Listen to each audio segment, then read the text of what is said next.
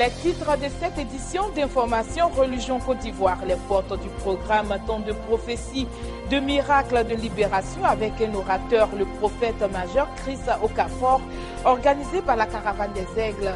Les portes se sont ouvertes, on en parle dans cette édition.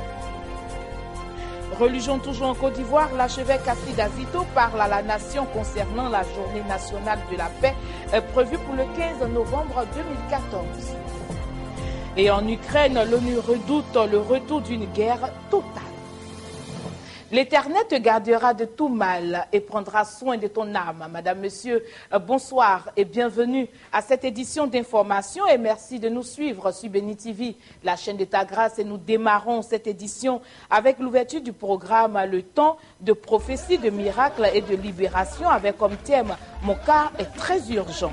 Ce programme est organisé par la Caravane des Aigles du président fondateur, le bishop César Cassier.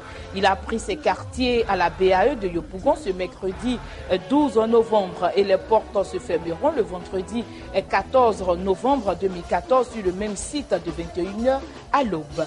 Des enseignements avec l'écoute du ministère pour leader et un dîner prophétique des hommes d'affaires sont prévus pour ce vendredi 14 novembre à partir de 18h.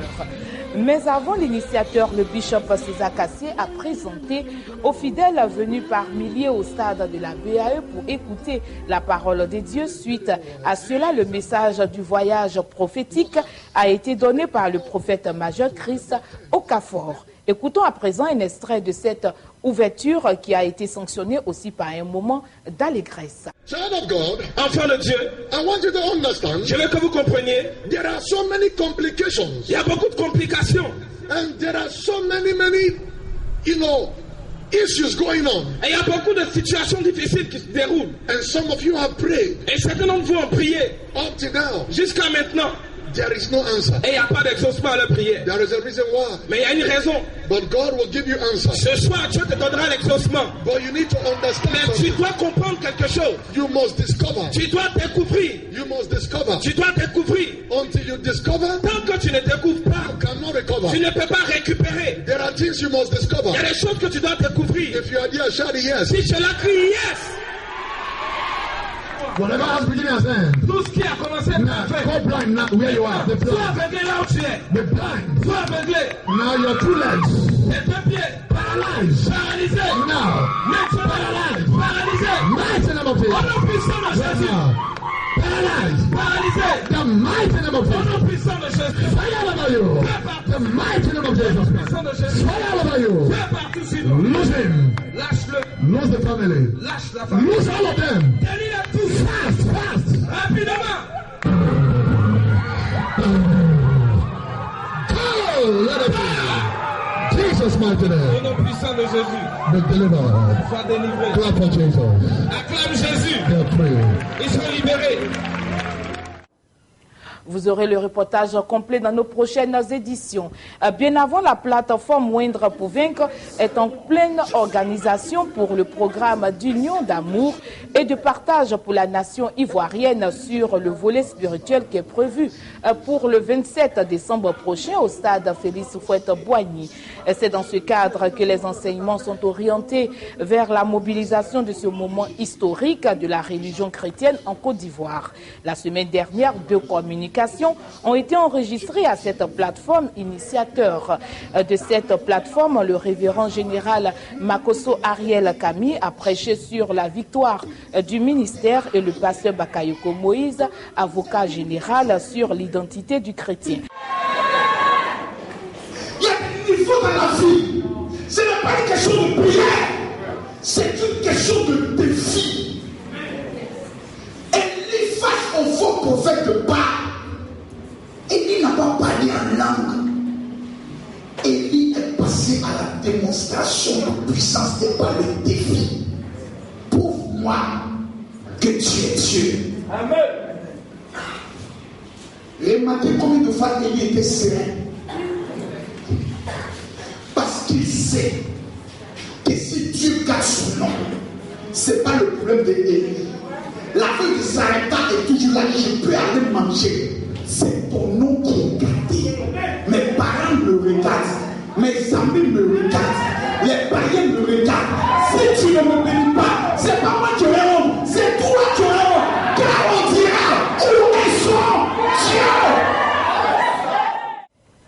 Comme je vous l'avais annoncé dans les titres, l'archevêque Assida Zito, leader de la commission des églises protestantes évangéliques de Côte d'Ivoire, lance un message dans le cadre de la journée nationale de la paix prévue pour le 15 novembre prochain. Un moment que sa mission d'évangélisation, de délivrance des âmes saisit pour organiser un culte d'action de grâce pour dire merci au Seigneur pour sa protection sur la nation ivoirienne. Écoutons à présent l'archevêque Assida Zito. Encore une fois, je voudrais dire merci à toute la Côte d'Ivoire et surtout à la grande famille ecclésiastique. Je vais parler de l'église de Côte d'Ivoire. Voyez-vous que le 15 novembre, c'est un samedi. Alors, ce samedi, c'est la journée de la paix. Nous organisons donc à cette occasion une rencontre solennelle à Azito. Bien évidemment, Azito, c'est le siège de la mission dont je suis le fondateur. Nous avons trouvé nécessaire de nous trouver là pour prier pour la Côte d'Ivoire. Mais cette rencontre a deux volets. D'abord, venir dire merci à Dieu. Il y a l'action que j'appelle l'action de grâce, ou si vous voulez, la fête de moisson, où tout chrétien viendra dire merci à Dieu pour ce que Dieu a fait pour lui. C'est vrai que l'année n'est pas finie, mais encore, dans 2 mois, nous allons finir l'année. Alors nous invitons tout le monde à venir à ce grand programme qui aura lieu donc le samedi, avec un grand moment de prière pour la Côte d'Ivoire, pour la paix en Côte d'Ivoire, pour la réconciliation, et aussi un moment où chacun viendra être reconnaissant à Dieu pour tout ce qu'il a fait pour lui.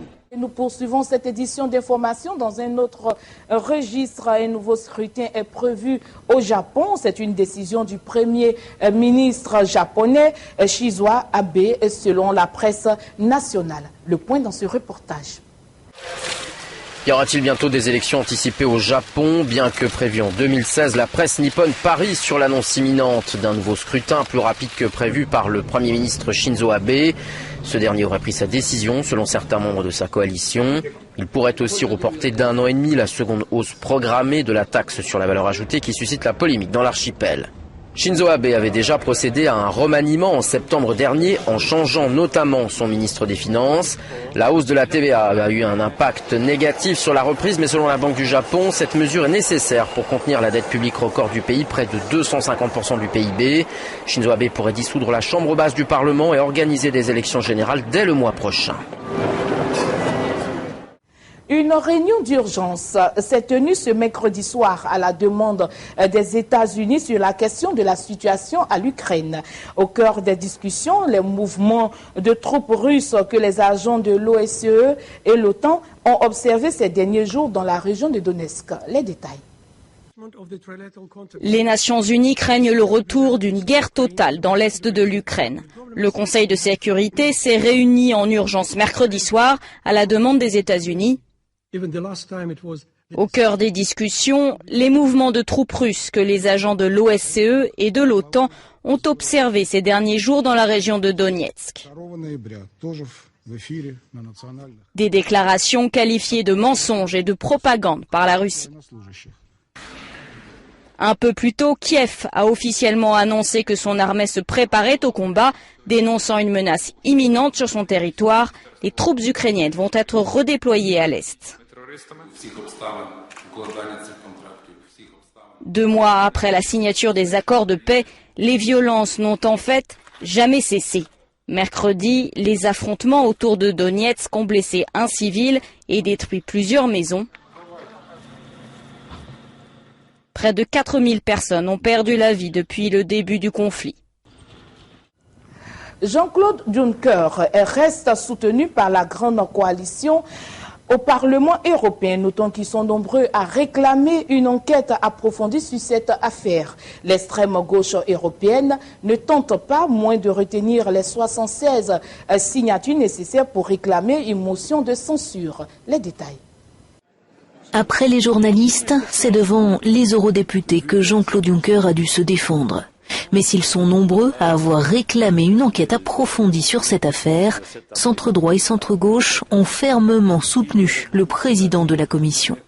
L'extrême gauche européenne ne tente pas moins de réunir les 76 signatures nécessaires pour réclamer une motion de censure. Le Parlement européen n'est pas un tribunal. Nous sommes une instance politique qui donne la confiance et qui peut la retirer. Nous avons vu cet homme politique défendre les privatisations et les coupes sociales. Et comme si ce n'était pas assez, nous avons droit maintenant à l'évasion fiscale. Cela convient peut-être à la commission Juncker, mais nous devons montrer que nous désapprouvons cela.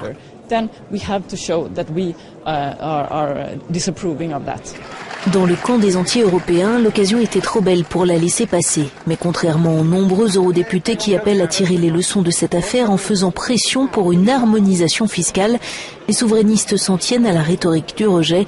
En première ligne, l'Italien Beppe Grillo. Par qui a-t-il été élu? Qui l'a nommé?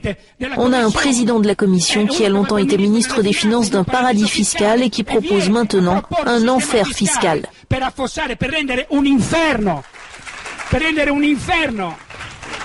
En fin de semaine, c'est dans le cadre du G20 que se poursuivra le débat sur l'optimisation et l'évasion fiscale. Et nous posons à présent nos valises à Hongrie qui veut diversifier ses approvisionnements gaziers et qui se tourne vers l'Azerbaïdjan. C'est dans ce cadre qu'un contrat a été signé entre les ministres des Affaires étrangères hongrois et azéris. Les autorités politiques hongroises cherchent des alternatives au gaz russe en se tournant vers l'Azerbaïdjan après les critiques venues d'Occident concernant un rapprochement entre Budapest et Moscou. C'est dans cette optique qu'il faut voir le contrat signé mardi entre les ministres des Affaires étrangères hongrois et azéris sur un partenariat stratégique dans le domaine du gaz. Le Premier ministre hongrois, Viktor Orbán, a appelé les Occidentaux à faire le nécessaire pour que le gaz azéri arrive en Europe centrale. Les contrats en vigueur aujourd'hui garantissent seulement que l'énergie azérie arrivera en Europe du Sud. Notre mission dans les prochaines années sera de créer les conditions pour que le gaz azéri fasse le voyage de l'Europe du Sud jusqu'à l'Europe centrale. Il n'y a qu'un moyen pour y arriver, c'est que les pays voisins connectent leurs pipelines. Le gaz d'Azerbaïdjan pourrait être acheminé d'ici 2020 en Europe du Sud par le TAP, le gazoduc transadriatique, et le TANAP, le gazoduc transanatolien. Ces pipelines transporteraient le gaz du champ Chardénis 2 dans la mer Caspienne, un des champs gaziers les plus importants de la planète. Nous fermons cette édition d'information avec une note sportive, découvrant ensemble le pont arbitre à Guadeloupe au cœur du village de la Darse pour la route du Rhum. Premier témoignage, celui de Yves Salahune, président du directoire du Grand Port de Guadeloupe. C'est une exposition médiatique exceptionnelle. C'est une capacité à faire venir des gens qu'on voit jamais. Enfin, moi, j'ai jamais reçu autant de banquiers dans mon bureau qu'en ce moment, qui sont tous extrêmement intéressés par les projets du port et extrêmement désireux d'accompagner ces projets de développement économique. La route du Rhum, formidable vitrine pour toute une région. Écoutez, Jacques Banglou, maire de Pointe-à-Pitre et vice-président de la communication d'agglomération. C'est quelque part, et je le souhaite beaucoup, des petites entreprises qui autour des métiers de la mer, qui autour des métiers de la course vont permettre le développement d'unités à forte valeur ajoutée, et c'est ça l'avenir du pays. Même son de cloche dans la bouche de Victorin Lurel, président de la région de Guadeloupe. La route du Rhum, c'est ça aussi, c'est ce rayonnement international. C'est cette ferveur populaire que l'on voit. Cette 10e édition-là est montée, si j'ose dire, d'un grade, est montée en puissance. Nous avions fait des analyses à l'époque en unité de bruit médiatique. C'est l'équivalent d'une arrivée aux Champs-Élysées pour le Tour cycliste international de France.